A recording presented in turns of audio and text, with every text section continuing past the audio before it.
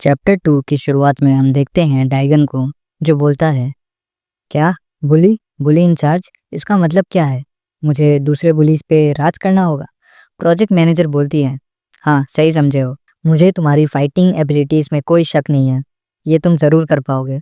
डाइगन बोलता है, क्या मजाक है, ये अजीब चीजें तुम एक एजुकेशन फाउंडेशन के पीठ पीछे करते हो। प्रोजेक्ट मैनेजर बोलती है, डाइगन इतना इतराओ मत, हमें तुम्हारे बारे में सब पता है, हमने रिसर्च कर रखी है, हमें पता है कि इस चीज की हमसे ज्यादा जरूरत तुम्हें है, तुम हमें मना नहीं कर पाओगे, यही तुम्हारा मौका है, जो गलतियां तुमने कर रखी है पास्ट में वो सुधारने का। डाइगन ये बातें सुन के कहता है, चलो ठीक है, बताओ क्या करना है।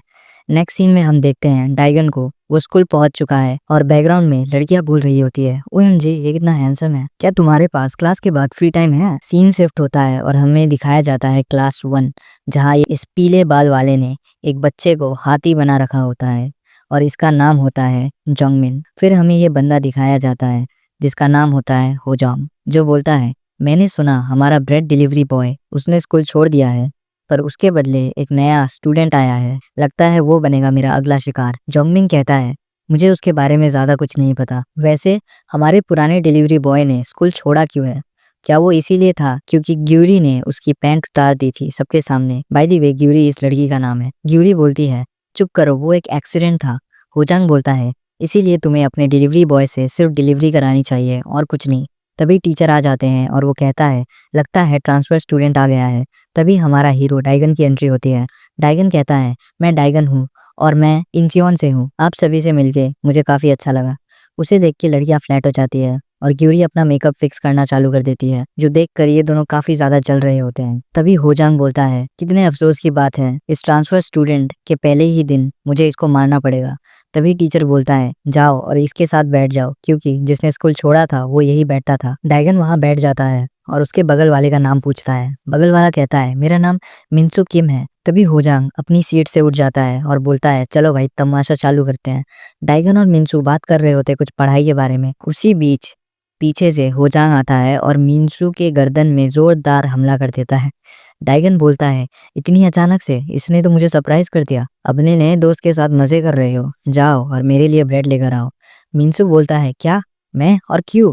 होजांग बोलता है, जो बच्चा पहले तेरे बगल में बैठता था उसने स्कूल छोड़ दिया है और ये ट्रांसफर स्टूडेंट को देख के लगता नहीं कि ये उस टाइप का है कि ये मेरा काम करेगा। तभी मिन्सू अपनी घड़ी दिखाते हुए कहता है, मॉर्निंग असेंबली का टाइम हो गया है और क्लास भी चालू होने को है, मैं नहीं जा पाऊंगा। तभी जोंगमिन हंसते हुए कहता है, देखो देखो ये बच्चा उल्टा जवाब दे रहा है। होजांग कटाक्ष में कहता है, अच्छा मैं तो भूल ही गया था, शुक्रिया मुझे याद दिलाने के लिए। तभी ये एक गुस्से वाली शक्ल में सभी को कहता है, सब लोग अपनी आंखें बंद करो और जिस किसी ने भी आंखें खोली उसे मैं जान से मार दूंगा। डाइगन को ये सब देखकर विश्वास नहीं होता कि सब आंख बंद कर भी रहे होते हैं। तभी होजोंग मिन्सू के सर पर जोर का तमाचा मारता है और कहता है, अगर मैं तुझे कुछ लाने को बोलूं तो चुपचाप मेरी बात सुन लिया कर, उल्टा जवाब बनते।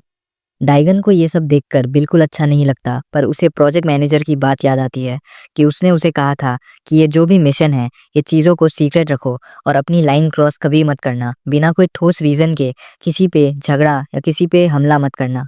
डाइगन ये सब सोच ही रहा होता है कि होजोन उसे बोलता है, तेरी आंखें बंद क्यों नहीं है, तुझे इस हालत का अंदाजा नहीं है, जिसकी तू सीट पर बैठा है वो पहले मेरा डिलीवरी बॉय था, इसीलिए मैं तो कहूंगा कि तुम दोनों को अब जाकर मेरे लिए ब्रेड लानी पड़ेगी। मिन्सू एक बहुत थकेली हालत में डाइगन से पूछता है, क्या तुम मेरे साथ ब्रेड लेने चलोगे?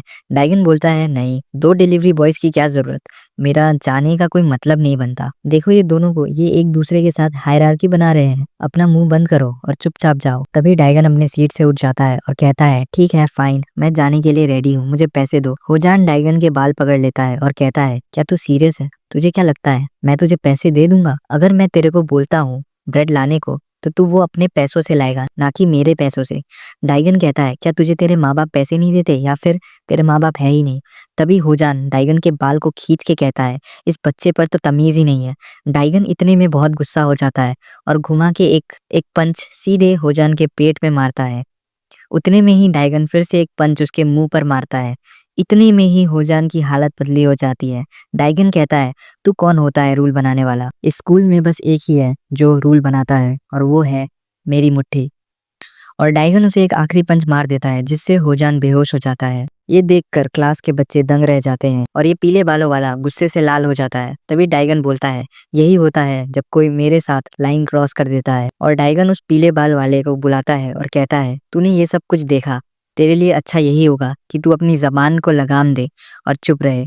ये पीले बालों वाला डाइगन को लात मारने की कोशिश करता है पर डाइगन उसे डॉज कर लेता है। फिर ये उसे एक पंच मारने के लिए अपना हाथ घुमाता है पर डाइगन इसे भी डॉज कर लेता है। ये पीले बालों वाला बोलता है, तू डॉज करना बंद कर भाई। और उसी वक्त डाइगन उसके पेट में एक बहुत ही ज्यादा पावरफुल पंच मार देता है जिसे खाकर उसके मुंह का एक्सप्रेशन आप देख ही सकते हैं।